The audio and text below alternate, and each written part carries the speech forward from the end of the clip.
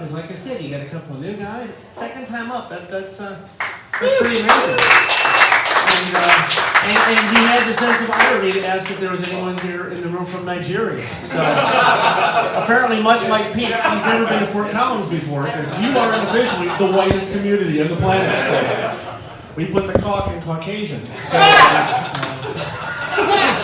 anyway, like I was saying, we've got new guys, we've got guys that were not just for a while. I was going to say new guys and old guys, but it doesn't sound right when I say it like that. That's a good friend of mine. He has no idea that I'm talking about him at this moment. Aside from me, I guess he would actually be the godfather of comedy here in town, because he's been in it that long. A great writer and a performer and a friend. And even though I'm saying sincere stuff, everyone thinks I'm going to say something and be a dick all over again. But this is actually a guy I enjoy him, and I know that you guys are too. Say hi to Bob Godet, everybody.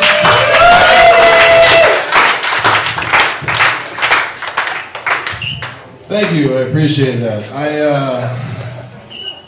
I'm here tonight to tell you about how having children saved my life. Let me preface this whole thing by saying we've all seen the distracted driving campaign, right? With the ads and this, that, and the other thing. You probably all thought, like I did, that it's just a bunch of bullshit, which is fine, right up until it almost gets you killed. Suddenly the whole ad campaign makes sense now. In my defense, I did avoid the collision. However, to my detriment, I did enter the median doing approximately 60 miles an hour. And I thought to myself, this isn't good.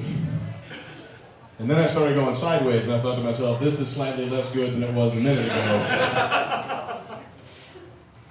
And I could picture the horizon just rolling over. Like, I could see it happening. I kept going, nope, don't want to do that. Nope, nope, let's try something else.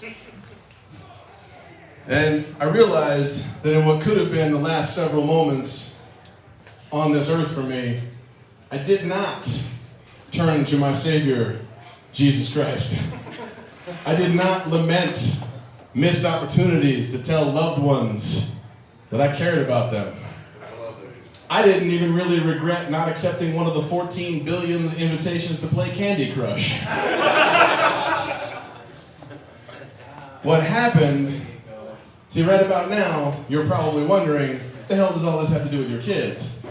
I surmise that because that's exactly what I was wondering while I was writing it. Now, actually what it has to do with my kids is the only thing I think that kept me from rolling the car was a quote from the movie Cars, where the old car is trying to teach the young car how to drive on dirt. He's like, you go so far right, you'll find yourself going left again. And I thought, that's okay, we can do it. Like, I don't even know what it means, but if it means the car doesn't roll over, let's just go with that for now.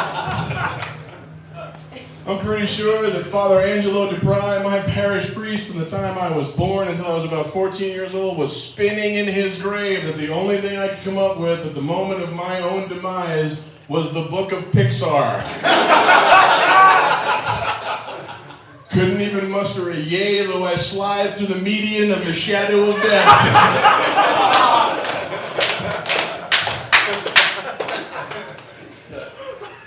Let me tell you something, if you guys ever need your faith in humanity restored, don't get stuck in the center median of I-25 at like 6:30 at night, because that's not going to do it.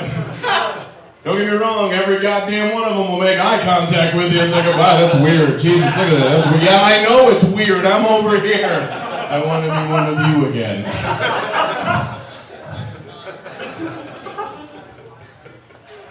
Good, I'm glad you went with me on that. All right.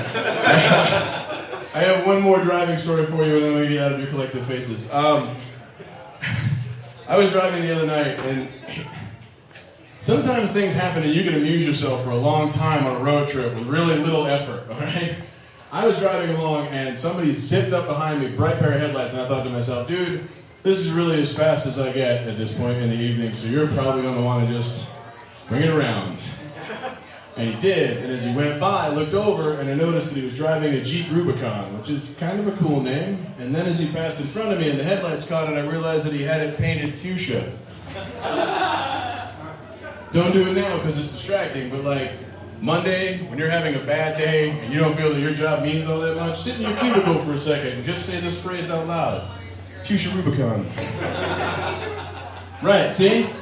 That's close. Don't do it now. It's distracting. All right. Let's go to the videotape. I apologize. No, but the reason that is so funny is because a word like that doesn't just happen. It has to have a backstory. And my backstory was that it was some kind of underground, hardcore, homosexual karate tournament. I know, right? All the way to Longmont, bro. Laughed all the way to Longmont. Seriously, I love this story, all right? Ladies and gentlemen, welcome to the Future Rubicon. Height! Height! Hi.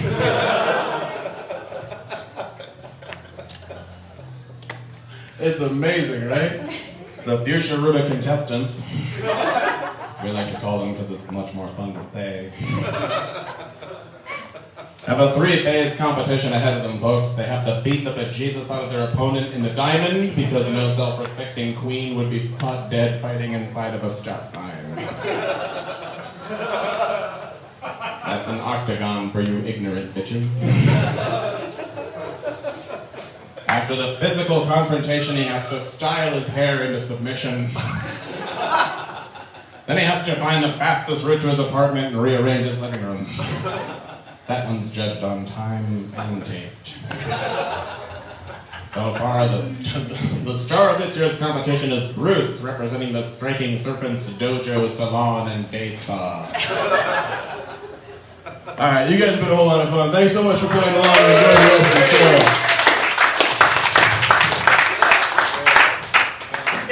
It's more than comedy. It's the password for the night. Fuchsia Rubicon. I'm the radio for Bob Day.